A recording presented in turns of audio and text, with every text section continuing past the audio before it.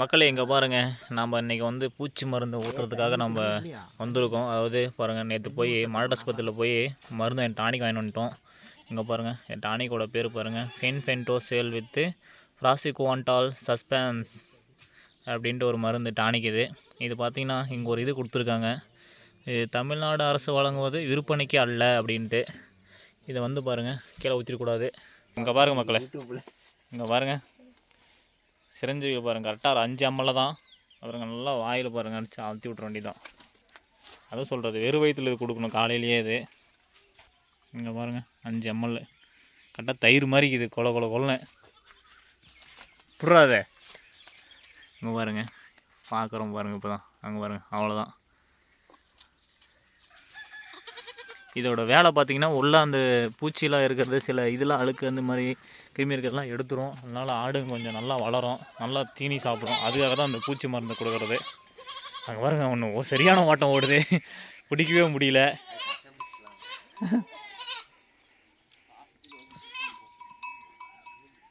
இது பாருங்க, இது எல்லாத்துக்கும் பூச்சி மருந்து கொடுக்கணும். இதுக்கு இந்த மாதிரி நீங்கள் மாதத்தில் 2 டைம் செய்யலாம். தயிர் பாரு, கரெக்டாக 5 ml பாருங்க, 5 ml எல்லாத்துக்குமே 5 ml. ஒரே ஆட்டுக்கு இல்லாமல் இதே மாதிரி தான் நம்ம ஃபாலோ பண்ணணும். எல்லாம் இந்த ஆட்டில் கூட சேர்ந்துக்கண்டா உனி. இந்த மாதிரி பாருங்கள், நல்லா பராமரிப்பு பண்ணால் தான் ஆடு நல்லா வளரும்.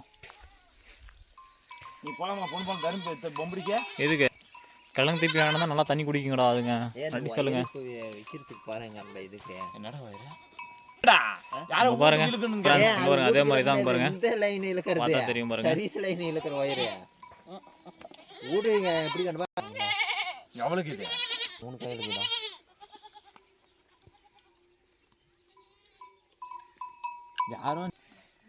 இங்கே பாருங்க, இங்கே பக்கத்துலேயே அப்படி பார்த்தீங்கன்னா பாருங்க, வில்லேஜ் பாருங்க.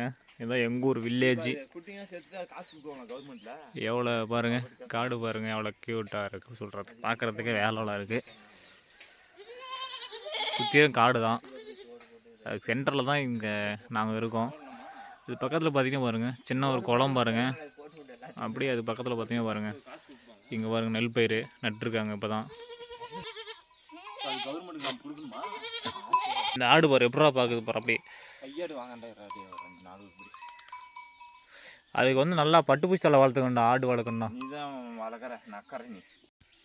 மக்கள் எங்கே பாருங்கள், இதுதான் வெள்ளாடு. கிட்டத்தட்ட ஒரு ஆடு பார்த்தீங்கன்னா ஒரு 8000 ரூபா 9000 ரூபா வரைக்கும் போகிற ரேஞ்சில் இருக்குது. பார்த்தீங்கன்னா பார்த்தவங்களுக்கே தெரியும்.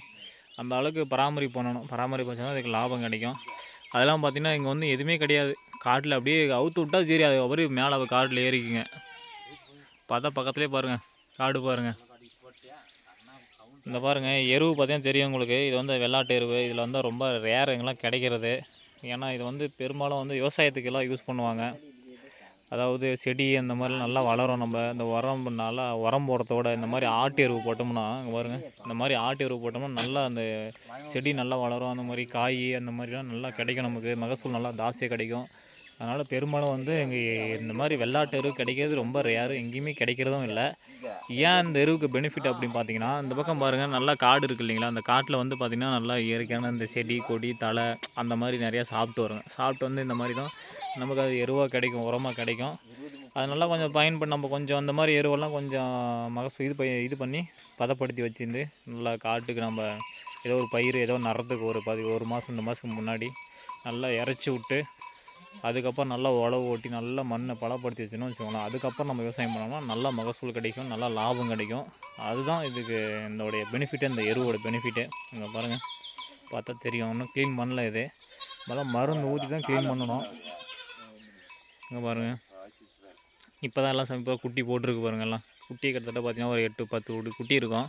இதுலேயும் நல்லா லாபம் தான். குட்டியை பார்த்திங்கன்னா இன்றைக்கெலாம் ஒரு 2000 3000 குட்டி. இன்னைக்கு சர்வசாதாரணமாக அந்த குட்டிலாம் பார்த்திங்கன்னா சின்னதாக புறத்தையாக தான் இருக்கும். அந்த குட்டி பார்த்தா சின்னதாக தான் இருக்கும். 2000 இல்லாமல் எங்கேயுமே வாங்க முடியாது. 2500 3000 மேலே எங்கேயுமே கீழேலாம் வாய்ப்பே இல்லை. அந்த மாதிரி ரேஞ்சில் இது அந்த மாதிரி டிமாண்டு. இதெல்லாம் ரொம்ப ரேரான பீஸுங்க இதெல்லாம், இந்த வெள்ளாடுங்க பொறுத்த வரைக்கும். இங்கே பாருங்கள், கிட்டத்தட்ட பார்த்திங்கன்னா ஒரு நம்மளுக்கு தெரிஞ்ச ஒரு 10 ரூடி மேலே தான் இருக்கும். பெரும் ஆடுங்களே பார்த்தீங்கன்னா அதுக்கு ஊற்றிட்டு நினைக்கிறேன்டா. மருந்து ஒன்றும் ஊற்றலையா? இங்கே பாருங்கள், மருந்து ஊற்ற வந்தால் அது பால் குடிக்க வந்துச்சு பாருங்கள். அந்த குட்டிங்க பாருங்கள், இவ்வளோ அழகாக க்யூட்டாக குடிக்குது பாருங்கள். அதுங்க பாவம், பசிங்க, வயிற்று பசி பாவம் குட்டிங்களுக்கு. திடீர்னு மழை வந்துச்சுன்னா பாருங்கள், அந்த மாதிரி படுத்தை கட்டி வச்சுருப்போம், அதுக்குள்ளே ஓட்டி அடைச்சிருவோம் பாருங்கள். அடிச்சிட்டோம்னா நல்லா மழை இல்லை நனையாது அந்த ஆடுங்க. அந்த அளவுக்கு பாதுகாப்பு பண்ணி வைக்கணும். நம்ம எந்த அளவுக்கு இதில் நல்லா வளர்க்குறோமோ அந்த அளவுக்கு நமக்கு நல்லா லாபம். கண்டுக்காம விட்டுட்டிங்கன்னா எதுவுமே நம்மளுக்கு பெருசாலாம் கிடைக்காது. நமக்கு ஏதோ ஏனாத்தனமாக நம்ம பண்ணிகிட்ருக்கோம் அப்படின்னா எதுவுமே கிடைக்காது.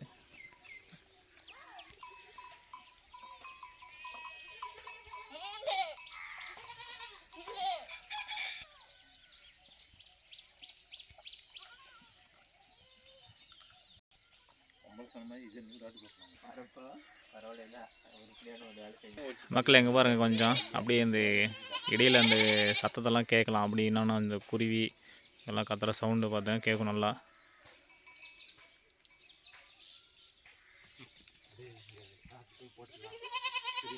தாலியாக இருக்கிற யாரும் கேட்க மாட்டாங்க.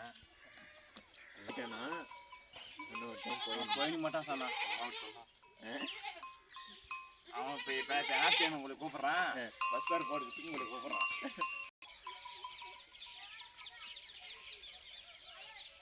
தின்னுக்கலாம். ஊருக்கு அப்படியே வச்சுக்கலாம்.